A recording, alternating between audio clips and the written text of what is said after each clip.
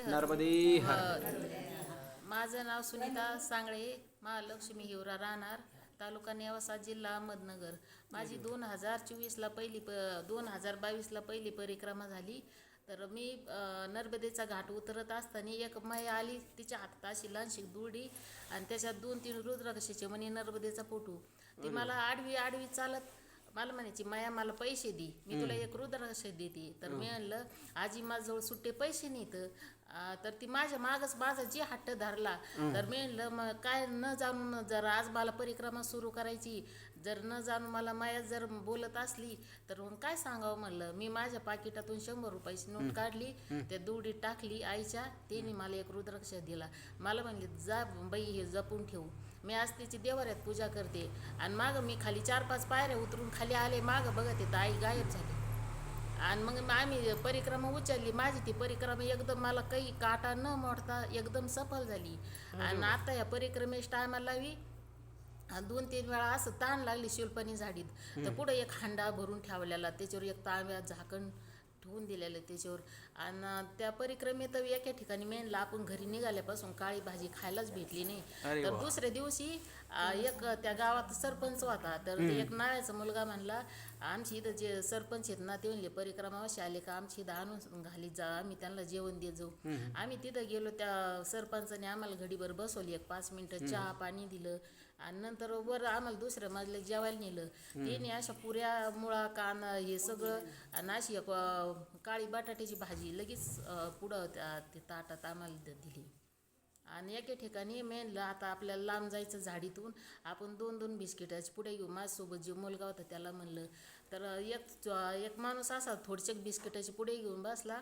आम्ही 2-2 पुढे घेतले, पिशवीत ठेवली.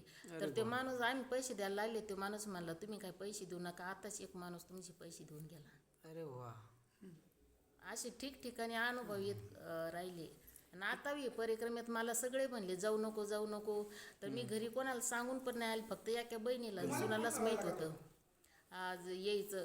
तर मी अजून घरी फोन सुद्धा नाही केला. आणि आता या परिक्रमेत मी जर अशी घरून निघाले, तशी एक गोळी नाही पायाला, हातापायाला औषध नाही, काय नाही, एकदम फुलासारखी जलद चालल्यासारखं आली. नाही असं इथं असं या आश्रमात तुम्हाला सेवा कशी वाटते, कशी देतात इथल्या आश्रमात? एकदम छान आणि एकदम आनंद वाटतो. मी 4 धाम यात्रा डबल केली.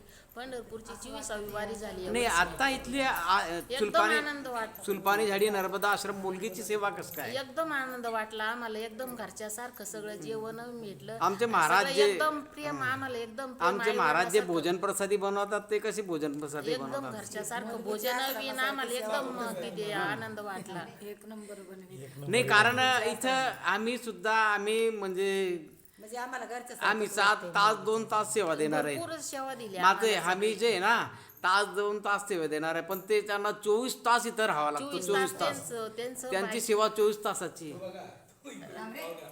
आणि त्यांची सारखी सेवा आम्ही करू शकत नाही. नाही करू शकत. नाही, सगळेच एका मुलीची सेवा करतात. असं नाही की त्यांनी केली तुम्ही करत सगळे नाही, ते असं नाही. सहकारी सगळी होतात आणि सगळी सेवा आणि बरोबर मी द्यायचं. देवाची परिस्थिती कुठं पाहिली नाही, मागितली नाही, सांगितले नाही. मी फक्त माणसात देव पाहिलाय. हा. जिथं माणूस नजर पडल ना, तो मला देवच नजर पडतोय. म्हणजे ह्या बाजूला आल्यावर बरं का. अरे वा. मी कुठं अनुभव घेतला नाही, देवीला पाणी दे म्हणलं नाही, देवाला मला खायला दे म्हणलं नाही, काही नाही. जे नसेल ते तर आपल्याला मिळतंयच. आणि ते तुम्ही देता, हे कुणाच्या रूपाने देता? तिच्या रूपाने. मग आपण देव कशात बघायचा? माणसात देव बघायचा. मी माणसात देव पाहिला, अरे वा. देव पाहिला. अरे वा. मी गुरांचं कळप जर रस्त्याला आलं ना, तर नर्मदे हार म्हणलं ना, तर गाया सुद्धा आपल्याला मान खाली करतात. कुत्रा सुद्धा भुकत नाही. रात्री जरी आपण आणि पाठी कुत्र तर आपल्या संग परिक्रमा करतं. आमच्या बरोबरचे 500 किलोमीटर महाले कुत्री परिक्रमा करतात. काय सांगायचं? आणि मग आणखी कसा देव पाहिजे?